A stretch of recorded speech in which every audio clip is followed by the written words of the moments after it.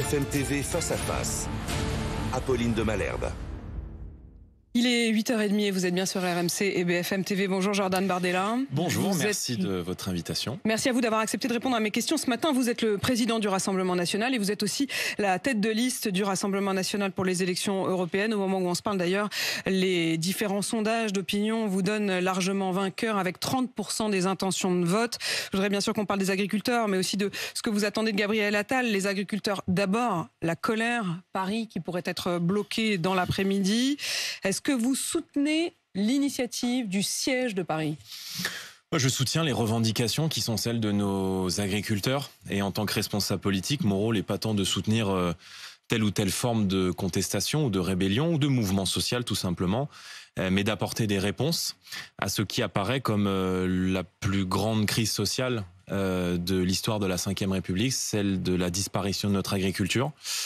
Et nous entrons, je crois, dans une période trouble, où probablement va se rencontrer le désespoir d'agriculteurs qui luttent pour leur survie, qui luttent pour un dernier combat, puisque nous entrons dans une décennie critique, et le cynisme d'un gouvernement qui, depuis 7 ans, a accompagné, soutenu, voté l'ensemble des textes, au niveau français comme européen, qui mettent aujourd'hui notre agriculture aux portes de l'abîme. Il y a beaucoup de choses dans ce que vous avez dit. Je voudrais quand même qu'on s'arrête sur certains points. Vous avez évoqué à l'instant sur ce blocage l'idée que vous n'êtes pas là, vous, pour dire quelle ou quelle forme. Moi, je veux bien, mais est-ce que vous condamnez dans ce cas-là l'idée d'un siège de Paris ? Non, moi, je suis très clair. Je condamne toute forme de violence. Les manifestations pacifiques doivent pouvoir s'exprimer. Est-ce que c'est pacifique d'assiéger Paris ? Jusqu'où vous allez avec le pacifique ? Est-ce que, par exemple, l'idée d'assiéger Rungis, comme c'est évoqué par certains des coordinateurs ? Non, je pense qu'il y a des revendications aujourd'hui. Il faut les régler. Si on ne règle pas ces revendications, alors il y aura des blocages de Rungis, de Paris, et nos agriculteurs continueront de se faire entendre. Ça veut dire que dans ces cas-là, vous comprendrez qu'ils aillent jusqu'à bloquer Rungis. J'essaye de comprendre la logique de votre formule. Écoutez, moi je suis parfaitement clair. Mon rôle, je ne suis pas syndicaliste, je ne suis pas agriculteur. Je suis touché comme des millions de Français par ce qui est en train de se passer aujourd'hui dans le monde agricole français. Et ce qui est en train de se passer aujourd'hui n'est pas seulement une révolte pour l'agriculture, pour une profession ou pour une corporation, c'est une révolte pour la France qui ne veut pas mourir. Ne vous inquiétez pas, on a le temps et on va parler justement du fond. C'est ce qui m'intéresse, parce que mon rôle, comprenez bien, mais là, il y a quand même une urgence. Il est 8h32, mais il y a une urgence, madame. Il y a des tracteurs qui convergent vers Paris. Marine Le Pen, hier, avait cette formule. Elle disait « Je suis pour que le gouvernement agisse et si le gouvernement agissait, alors il n'y aurait pas de blocage. » Mais avec des si, on peut mettre Paris en bouteille. Oui, avec des si, on peut mettre Paris en bouteille. Sauf qu'avec le si, on avait écouté le Rassemblement National depuis 10 ans sur la question agricole, comme sont en train de le dire aujourd'hui un certain nombre de responsables syndicaux, notamment de la coordination rurale. Notre agriculture n'en serait pas là. Parce que quand j'entends Gabriel Attal aujourd'hui faire des constats sur l'agriculture qui sont mot pour mot les constats que nous faisons depuis 10 ans et précisément après avoir fait l'inverse s'agissant de M. Attal et de M. Macron depuis 7 ans, je me dis qu'il y a là une rencontre entre le désespoir de gens qui luttent pour leur, non plus pour vivre, mais pour survivre, et de l'autre, le cynisme. Moi, j'ai écouté Gabriel Attal, j'ai trouvé ça particulièrement malsain vendredi. Parce que, malsain, pourquoi ? Mais parce qu'il vient dire l'exact inverse de ce qu'ils ont fait depuis 7 ans. Vous dites, et d'ailleurs vous avez publié ce matin une lettre que vous adressez aux agriculteurs. Vous avez cette formule, je la reprends. Les annonces de Gabriel Attal sont insuffisantes. Sa communication relève de la schizophrénie, tant elle est l'inverse de ce que le gouvernement a défendu depuis 7 ans. Madame, mercredi dernier, je suis député européen, en commission au Parlement européen. Les députés européens de M. Attal et de M. Macron ont voté, là, en ce moment même, en faveur d'un nouvel accord de libre-échange avec le Chili. Il y a quelques semaines, pas il y a 10 ans, il y a quelques semaines, dans l'hémicycle du Parlement européen, les députés européens de M. Macron et de M. Attal ont voté en faveur d'un accord de libre-échange avec la Nouvelle-Zélande, dont la Fédération de l'industrie, la Fédération française de l'industrie laitière, s'est alarmée à juste titre, non pas seulement des dégâts environnementaux que pourrait faire cet accord de libre-échange, mais de la concurrence déloyale directe que cela pourrait engendrer entre les exportations néo-zélandaises de lait en poudre et les importations sur le sol européen. Donc on ne peut pas soutenir la concurrence internationale déloyale. On ne peut pas voter en faveur de toutes les réglementations européennes d'écologie punitive qui créent une concurrence déloyale. Vous les accusez d'être schizo, vous êtes schizo aussi. Vous Pardon êtes schizo aussi. Quand on regarde sur la PAC, vous dites aujourd'hui que vous êtes contre la PAC. Vous dites aujourd'hui qu'il faut sortir de la PAC. Absolument que pas. la PAC tue les agriculteurs français. À qui ai-je dit cela, madame? Or, le 23 octobre Mais à qui ai-je dit cela, 2020, madame à Strasbourg, vous avez voté pour la PAC. Oui, mais alors où est-ce que vous m'avez entendu dire qu'il fallait sortir de la PAC? Vous avez dit que Où la ça PAC, aujourd'hui telle qu'elle était, merci. tuait les agriculteurs français. Non. Ah bon? Sauf que la PAC, telle qu'elle est aujourd'hui, vous l'avez votée. Non.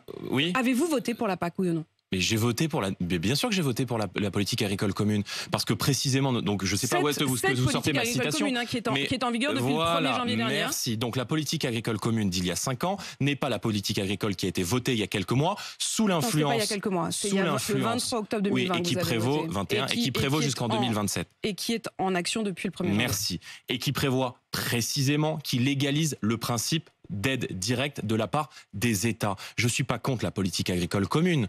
Je dis aujourd'hui que nous donnons beaucoup trop d'argent à l'Union européenne. La PAC, c'est 1/3 du budget de l'Union européenne. Je souhaite qu'on puisse baisser cette contribution au budget de l'Union européenne pour flécher directement ces aides vers l'économie réelle et vers l'économie française. Mais je dis une chose, était madame. le même que celui des députés macronistes. Vous avez voté ensemble. Mais madame, le sujet n'est pas la politique agricole commune. Ah bon? Le sujet, c'est les accords de libre-échange. Le sujet, c'est le Green Deal. Le sujet, c'est le pacte vert. Je pense, et ça sera l'un de mes 2 grands sujets aux élections européennes, qu'il y a 2 grandes menaces qui planent aujourd'hui sur la France et qui sont décidées à Bruxelles. Le pacte pour les migrations, qui prévoit d'accélérer la submersion migratoire en Europe, et le pacte vert, qui précisément entraîne les conditions d'une décroissance de l'Europe. Cette stratégie de la ferme à la fourchette, qui a été défendue par la Commission européenne. Et vous avez voté contre. Là-dessus, merci. Il y a eu également un vote. Ce vote-là, vous avez voté contre. Merci. Soutenu par Emmanuel Macron et Gabriel Attal. Elle prévoit précisément la baisse de 10% des surfaces cultivables en Europe, la baisse de 15% de la production de viande, avec évidemment le contre-coup d'une augmentation du coût de l'alimentation, d'une augmentation de nos importations, une baisse de nos exportations, et à l'évidence, la mort et la fragilisation de l'agriculture française. Donc l'écologie, oui, l'écologie punitive, non. Or, aujourd'hui, à chaque fois qu'on ouvre nos marchés dans le cadre du libre-échange, on est incapable d'imposer des clauses miroirs. Moi, je souhaite le patriotisme économique, je souhaite l'exception agriculturelle et je souhaite précisément des clauses miroirs. C'est-à-dire que on ne peut pas.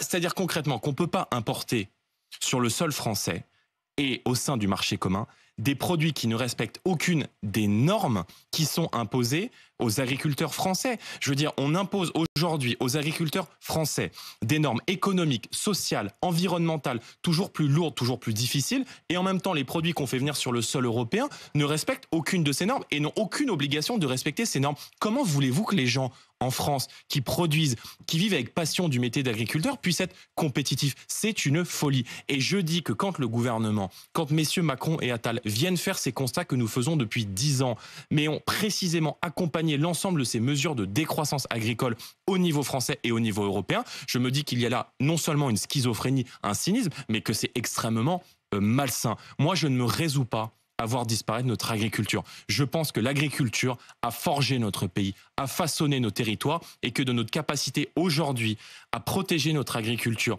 et à être autonome sur le plan alimentaire dépendra dans les prochaines années notre capacité à demeurer un pays libre et un pays puissant. Mais vous-même, vous avez aussi, quand je dis vous-même, c'est le RN. Quand on regarde précisément ce qu'il y avait dans le... Vous écrivez une citation que je n'ai pas dite. Ce qu'il y avait précisément dans le programme de Marine Le Pen.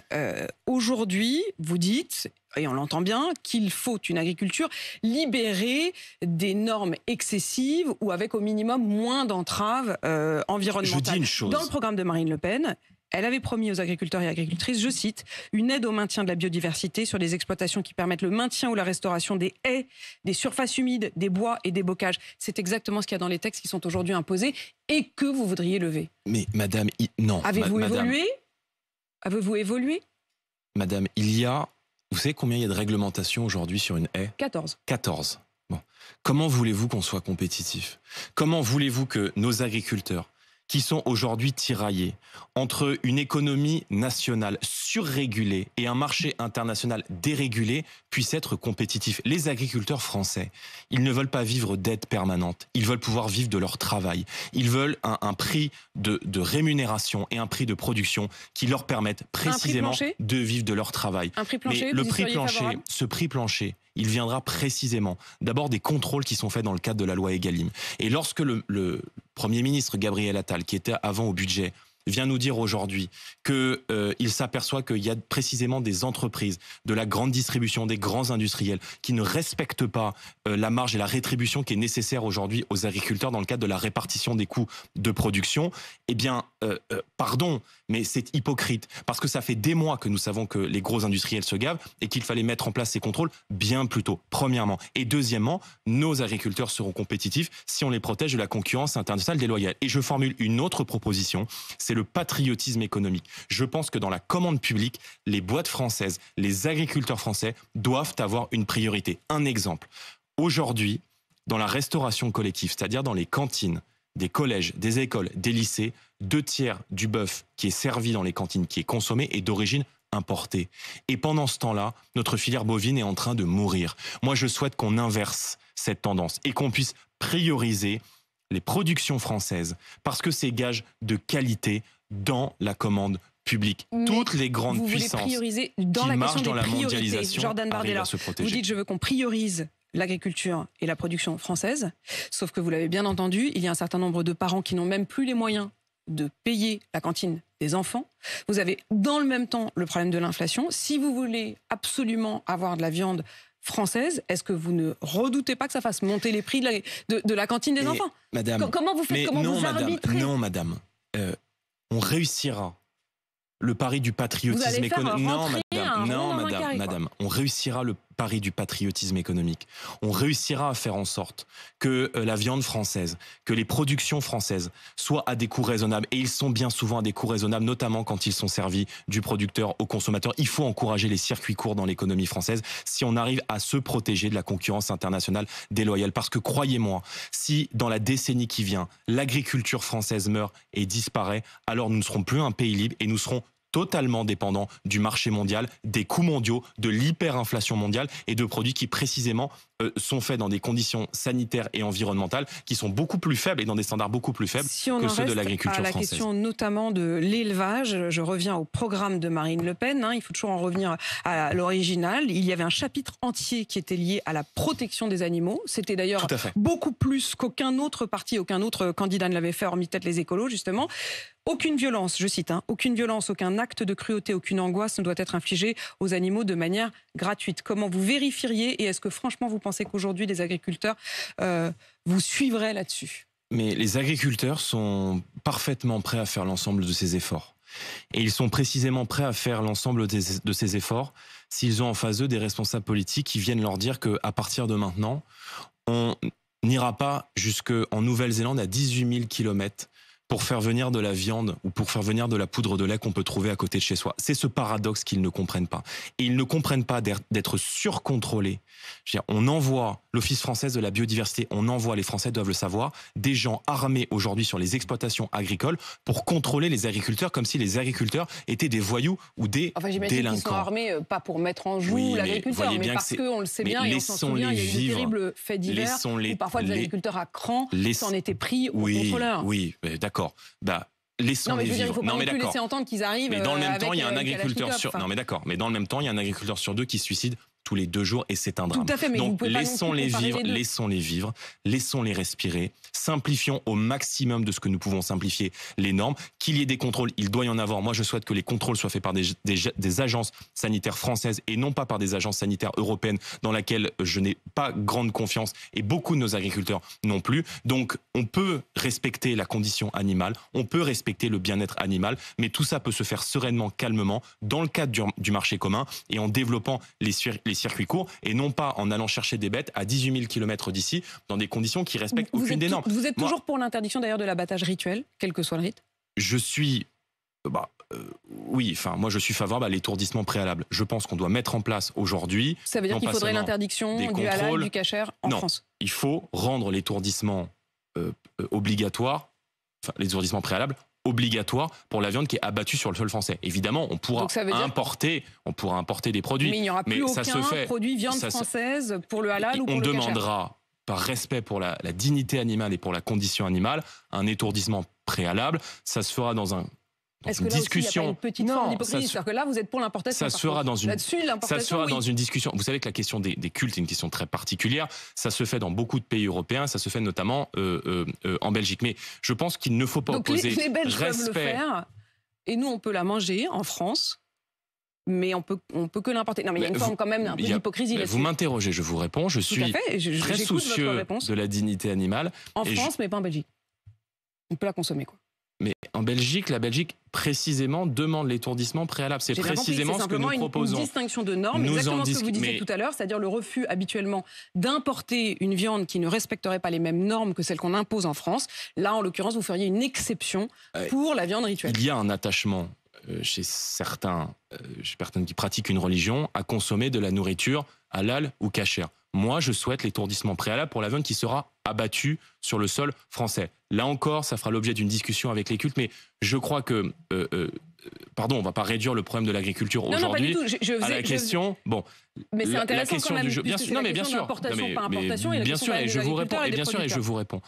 Il ne reste pas moins aujourd'hui que notre agriculture est en danger de vie ou de mort, et que tout ce que pourra faire le gouvernement français résoudra 10% du problème. Alors revenons quand même aux annonces. Parce que 90% justement du problème se situe à Bruxelles. Bruxelles décide et ce sont les Français qui subissent. Et précisément, moi, j'appelle l'ensemble des Français à utiliser les élections européennes, ça tombe bien, c'est dans 5 mois, pour se faire entendre et envoyer à Bruxelles et à Strasbourg un maximum de députés européens patriotes qui défendront l'intérêt de notre nation et de notre souveraineté. Gabriel Attal a donc été devant les agriculteurs. Alors, il a dit depuis qu'il reconnaissait ne pas avoir répondu à toutes les revendications, mais il y a quelques points qui ont été accordés. L'annulation de la hausse sur la taxe GNR, d'accord, pas d'accord? D'accord, d'accord, nous le réclamons depuis plusieurs mois et nous avons été le seul groupe à l'Assemblée nationale. D'ailleurs, je vous rappelle que sur le vote sur la motion de censure à la suite du 49.3 sur le budget, nous avons été le seul groupe à mettre précisément cette mesure dans la balance, donc évidemment que ça va dans le bon sens. Sanctions plus lourdes à l'égard des entreprises qui ne respectent pas la loi Egalim, d'accord, pas d'accord? Bien sûr.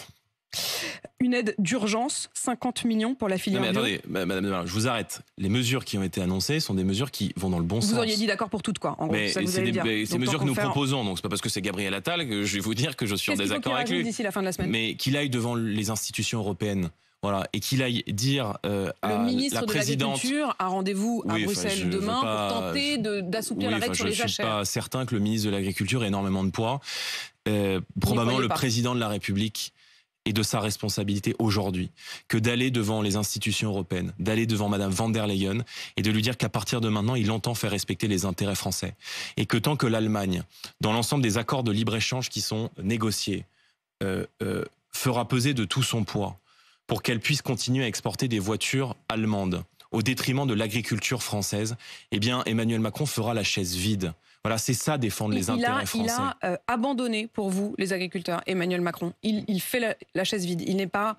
Mais comme M. Attal, puisqu'il signe précisément depuis 7 ans toutes les mesures qui conduisent aujourd'hui nos agriculteurs à descendre dans les rues. Enfin, on ne peut pas les défausser de leurs responsabilités. Ils sont responsables de cette situation-là. Et moi, je viens dire que en changeant la politique, on peut faire différemment. Et je n'entends pas laisser sacrifier l'agriculture française au détriment des intérêts allemands. Jordan Bardella, la grande distribution tente, semble-t-il, de contourner la loi et notamment la loi Egalim en déplaçant les négociations commerciales hors de France, avec des centrales d'achat à l'étranger, parfaitement. Au Portugal, en Belgique. Est-ce qu'il faut interdire à nos entreprises de grande distribution françaises de vendre des produits qu'elles auraient négociés autour de la France? Je crois qu'il faut mieux contrôler dans un premier temps. Parce que le problème aujourd'hui n'est pas qu'il manque une loi, c'est que la loi n'est pas appliquée. Et quand on vient dire... on a détecté 3 industriels qui ne respectent pas la loi Egalim, c'est qu'il y en a en réalité plusieurs et que le gouvernement est parfaitement au fait de cela. Donc le principe de la loi Egalim, qui visait à une meilleure redistribution de la marge, notamment pour les agriculteurs, allait incontestablement dans le bon sens. Mais force est de constater que cette loi n'a pas été respectée, qu'elle n'a pas été appliquée et qu'on laisse en réalité au marché la capacité de fixer le prix de production qui, généralement, va très peu dans la poche des agriculteurs. Donc l'État doit être arbitre, l'État doit contrôler, et une fois qu'on aura fait ces contrôles, on pourra se poser et discuter sereinement de l'efficacité de cette loi, bien sûr. Gabriel Attal prononcera donc demain sa déclaration de politique générale à l'Assemblée nationale. Qu'est-ce que vous en attendez? J'attends qu'il renonce au pacte vert. Voilà, qu'il annonce que la France fera d'abord primer ses intérêts. Le pacte vert, le Green Deal, comme on dit, qui a donc été décidé par l'Union européenne. Bien sûr, qui est le bras armé de l'écologie punitive, à la stratégie de la ferme à la fourchette, qui prévoit précisément la mort de notre agriculture dans les 10 prochaines années. Il y a un agriculteur Alors, ils disent pas la mort de l'agriculture, il faut quand même traduire. Enfin, ils disent effectivement une forme de décroissance pour l'agriculture. Exactement. Eh ben moi, je suis en désaccord avec cela. Et je pense précisément que M. Attal et M. Macron seront jugés dans les prochains mois sur leur capacité à défendre notre souveraineté. Et vous ne jugerez que là-dessus, Gabriel Attal? C'est en tout cas l'urgence du moment. On pourrait aussi parler des droits de succession. Il y a un agriculteur sur 2 qui arrive en retraite dans les 10 prochaines années. La fiscalité aujourd'hui assommante est devenue un mur. Je pense qu'il faut libérer les agriculteurs des droits de succession. Tous, quelle que soit grosse exploitation, petite exploitation. À la condition qu'ils s'engagent précisément à conserver l'exploitation agricole durant 10 ans. Notre modèle est aujourd'hui en danger. On peut le sauver, mais il faut en avoir la volonté politique. Donc, et je dis aux Français qu'on ne réglera pas. Je dis aux Français qu'on ne réglera pas les problèmes du pays avec ceux qui les ont créés. Vous avez beaucoup critiqué et pointé du doigt la FNSEA ces derniers jours. Est-ce que c'est encore un interlocuteur crédible à vos yeux? Je n'ai absolument rien dit s'agissant de la FNSEA. C'était le cas de Marine Le Pen. Elle a critiqué la position de la FNSEA lors de ses vœux. En tout cas, la FNSEA, sans doute pour des raisons légitimes, la FNSEA, en tout cas ce matin, appelle à poursuivre la mobilisation. Tous seront des interlocuteurs. La coordination rurale, la FNSEA, les jeunes agriculteurs, tous seront, parce qu'on est tous dans le même bateau, on se bat tous pour la même cause, la survie de l'agriculture française et la défense de notre souveraineté alimentaire. Jusqu'à quand les soutiendrez-vous? Le leader des jeunes agriculteurs ce matin disait qu'il envisageait un siège jusqu'à au minimum la fin de la semaine, mais lui-même reconnaissait ne pas maîtriser tout à fait. Mais je défendrai toujours nos agriculteurs et notre agriculture. Voilà. Moi, j'ai une ligne rouge. Ce sont les violences. Voilà. Or, aujourd'hui, les agriculteurs ne sont pas dans cette logique, contrairement à d'autres mobilisations qu'on a pu connaître par le passé. Je ne crois pas qu'ils aient l'intention, contrairement à ce qu'on a pu lire à droite ou à gauche, de s'en prendre aux bâtiments publics ou aux forces de l'ordre. Et en tout cas, ils se battent pour leur survie. Et ils se battent dans un dernier combat pour ces 10 ans qui vont déterminer probablement ce que deviendra la puissance française dans le 21e siècle. Vous pourriez déposer une motion de censure après le discours de politique générale de Gabriel Attal? Oui, bien sûr, mais d'abord, je ne vais pas censurer a priori, je suis un démocrate. Par conséquent, j'écouterai Gabriel Attal et le Rassemblement national se décidera à l'issue. En tout cas, il y a des urgences aujourd'hui, le pouvoir d'achat, la défense de notre souveraineté agricole, la sécurité et l'immigration. Ces sujets-là sont hors de contrôle aujourd'hui. Jordan Bardella, je vous en prie. La décision du Conseil constitutionnel qui a donc censuré une grande partie de la loi immigration que vous aviez votée, dont vous aviez estimé que c'était une victoire idéologique. Est-ce que vous reconnaissez la décision du Conseil constitutionnel? Je la reconnais parce que je suis républicain. Mais je considère que les juges ne font plus du droit mais de la politique. Et que lorsque on considère par exemple que le durcissement des prestations sociales, des conditions de versement des prestations sociales versées aux étrangers, ne relève pas, on appelle ça un cavalier législatif, en gros, ne relève pas de la loi immigration, on fait plus du droit, on fait de la politique. Et lorsque j'entends le président du Conseil constitutionnel sortir de sa réserve, donner une interview à vos confrères de France Inter et en somme faire de la politique, il sort de l'esprit des institutions et il viole précisément la mission qui est la sienne, qui est d'être celle du garant des institutions. Quand on est le président de l'autorité suprême en France et qu'on fait de la politique, on sort de son rôle, on sort de sa réserve, c'est extrêmement grave. Et moi, je souhaiterais effectivement que le Conseil constitutionnel se charge, comme c'est précisément son rôle et comme c'est écrit dans la Constitution, de s'assurer du bon fonctionnement de l'État et de ne pas faire de politique. Ça veut dire dans ces cas-là qu'il faudrait sortir Laurent Fabius du Conseil constitutionnel. En tout cas, je trouve qu'il a commis une faute lourde en sortant de sa réserve et cette décision vient confirmer que le seul moyen pour permettre aux Français de reprendre le contrôle de l'immigration, c'est encore une fois le référendum et la révision constitutionnelle que nous prenons. Et je note que sur ce sujet, comme sur le sujet de l'agriculture, les analyses qu'ont fait le Rassemblement national depuis de longues années se sont avérées justes. Jordan Bardella, président du Rassemblement national, tête de liste RN pour les élections européennes. Merci d'avoir répondu à mes questions. Merci à Il est 8h53 sur RMC BFM TV.